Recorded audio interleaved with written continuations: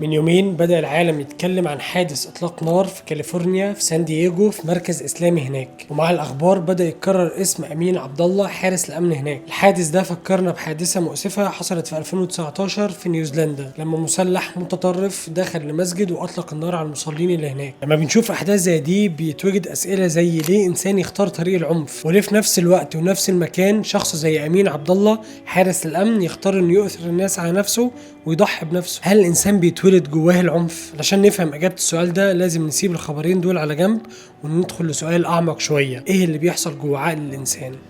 أمين عبد الله كان حارس أمن في مركز إسلامي في سان دييغو في أمريكا، وفي 18 مايو 2026 قبل الظهر تقريبا حسب ما الشرطة قالت إن بدأ يجي لها بلاغات عن صوت إطلاق نار في محيط المركز. واللي قرر اسم أمين عبد الله واللي خلده في الحقيقة مش إن هو كان حارس الأمن اللي موجود هناك، السلطات قالت إن تصرفاته قللت كتير في حجم الخسائر، وإنه لعب دور مهم في إن هو يدي وقت لحماية الموجودين داخل المكان. الغريب هنا إن الموضوع بيفتح تساؤل أكبر بكتير، إيه اللي يخلي إنسان زي أمين عبد الله يضحي بحياته ويؤثر الناس اللي حواليه، واللي يخلي انسان تاني يندفع ناحيه العنف او التطرف؟ دراسات في علم النفس هتقول ان الاطفال الصغيرين ما بيكونش عندهم كره لجماعه معينه او فئه او دين معين. الانسان في طفولته اول ما بيبدا يعي بيتعلم من الحاجات اللي حواليه، من البيت، من المدرسه، من الصحاب. تخيل الطفل زي ورقه صغيره محطوطه كل يوم حد بيكرر عليها نفس الكلام لحد ما تبص على الورقه تلاقيها اتملت بالكلام اللي اتكتب فيها، تشبعت بالكلام ده. الافكار داخل عقل الانسان احيانا بتشتغل بنفس الطريقه دي، من فكره صغيره بتتكرر مره واثنين وثلاثه لحد ما تثبت في عقل الانسان. علشان كده علماء النفس هيسموا الفكره دي التطبيع مع الفكره. يعني لما شخص يبدا يسمع فكره متكرره مره واثنين وثلاثه من حواليه، من البيت، من الصحاب، من الاهل،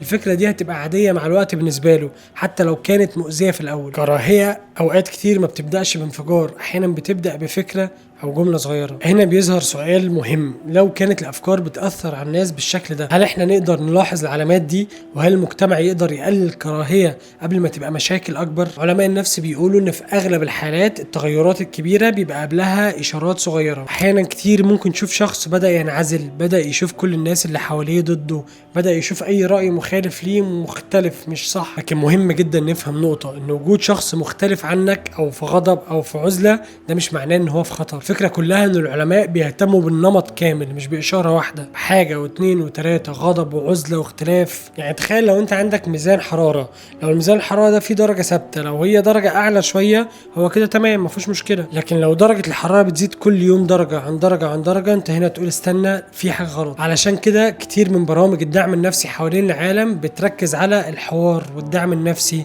وتقليل العزلة، لان علاج المشكلة لما تكبر اصعب بكتير من ملاحظتها وهي بتبدأ. بعد كل ده يظهر سؤال تاني، هل الحل ان احنا نراقب الناس ولا في طريقة اذكى تخلي المجتمع نفسه اقل قابلية للكراهية؟ في الحقيقة علماء النفس والاجتماع بيتكلموا عن حاجة مختلفة شوية. بيقولوا ان كتير من الدراسات بتقول ان تواصل ناس من خلفيات وافكار مختلفة ده بيقلل الحكم المسبق والصورة النمطية اللي عندهم. يعني ايه؟ يعني تخيل شخص في القاهرة عمر ما قابل واحد عايش في الصعيد مثلا او في اسوان، كل اللي يعرفه عنه من كلام او مسلسل شافه او شخصية حد كتبها. طبيعي جدا ان عقلك يبدأ يرسم الصورة ناقصة عن الشخص التاني ده، لكن اول ما تقابله وتتكلم معاه تلاقي الصورة اللي في دماغك هي او تلاقيها مختلفة تماما. علشان كده كتير من الخبراء بيركزوا على التعليم والحوار والقدرة على سؤال بسيط جدا، هل اللي سمعته عن فلان ده صحيح؟ هل اللي سمعته عن الدين ده، عن المجموعة دي، عن الفئة دي صح ولا لا؟ لان اوقات كتير مش اخطر شيء هو الكراهية في حد ذاتها، اخطر شيء ان انت تصدق اي حاجة بتقالك من غير ما تبحث وتدور وتسأل. طب احنا طول الفيديو كنا بنحاول نجاوب على سؤال ايه اللي ممكن يدفع انسان للعنف والكراهية، وما جاوبناش على سؤال ايه اللي يخلي انسان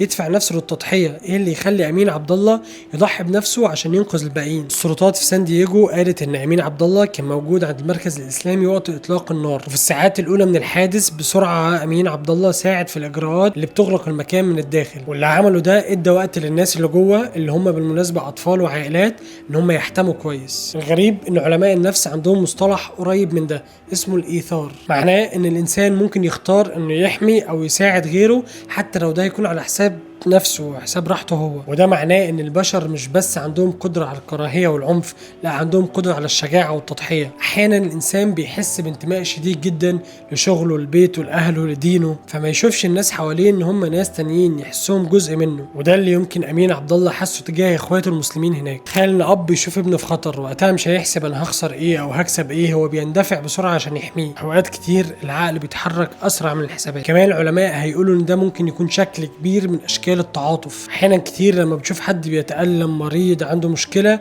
بتحس ان انت كمان بتتألم، تحس ان مشكلته مشكلتك. وده بيفسر احيانا ليه ناس كتير ممكن تنقذ ناس ما تعرفهاش، يشوف حد واقع فيسنده او يجري على حد عشان يلحقه او يدافع عن حد. ويمكن علشان كده ناس كتير شافوا تصرف امين عبد الله مختلف، لانه في لحظة معينة ما فكرش في نفسه وانا هنجو ازاي، فكر ازاي كل الناس اللي حواليه دي هتنجو. في النهاية الحادث ده بيثبت لنا مفارقة غريبة. صحيح ان الموضوع بدأ بحادث مؤلم، لكن الموضوع والقصة ما كانتش عن حادث بس. الموضوع عن ان الوقت نفسه اللي ممكن يظهر فيه كراهية وعنف وتطرف، ممكن يظهر فيه ايثار وتعاطف وتضحية في نفس المكان في نفس الحدث. شخص يختار يحمي بدل ما يأذي، يختار ينقذ بدل ما يهرب. وده اللي خلى ناس كتير تتكلم عن امين عبد الله، لان احيانا حدث واحد ممكن يكشف جانبين من البشر، جانب بيزرع الخوف وجانب بيحاول يحمي البشر. وبتبين لنا ان الافكار بتنتشر بين الناس، فكرة كراهية او عنف ممكن تنتشر بين الناس، وبرضه فكرة تضحية وشجاعة ممكن تنتشر في عقول الناس. فالسؤال اللي هنختم بيه مش ليه في ناس بتكره،